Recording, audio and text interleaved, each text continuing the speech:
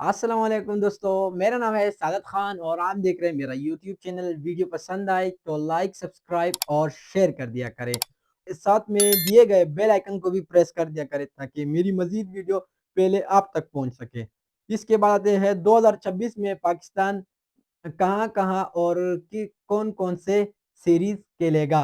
जनवरी में पाकिस्तान श्रीलंका के साथ टी20 मैचेस खेलेगा श्रीलंका के अंदर। फिर 3 टी20 जनवरी के एंड में है और फरवरी के स्टार्ट में है ऑस्ट्रेलिया के साथ। फिर फरवरी और मार्च के अंदर टी20 वर्ल्ड कप है और मार्च के एंड में आपका पीएसएल शुरू हो रहा है जो कि मई के स्टार्ट के अंदर खत्म होगा।